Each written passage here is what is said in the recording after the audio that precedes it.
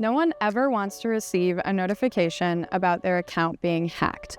One of the best ways to prevent that is with multi-factor authentication, or MFA. With MFA, your account is over 99.9% less likely to be compromised.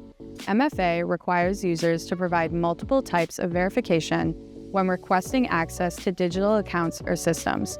Let's rank those types based on how secure they are. The most secure is biometric authentication, or something you are. It uses unique biological characteristics, such as fingerprints or facial recognition, to confirm a user's identity. If you've ever used your fingerprint instead of a password on a computer, or unlocked your phone by showing your face, you've used this type of MFA. Next is something you have, which means physical objects, like an office building security card or an authentication app on your phone. In third place is the most traditional form of authentication, something you know.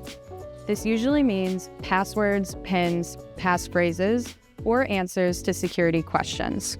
The least reliable form of MFA is somewhere you are, or location-based identity verification. This type of MFA verifies the user's identity based on their physical location by using GPS coordinates, IP addresses, or proximity to Wi-Fi networks.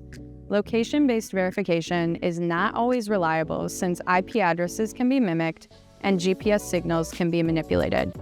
Although different forms of MFA offer varying levels of security, using any form is significantly better than using none at all.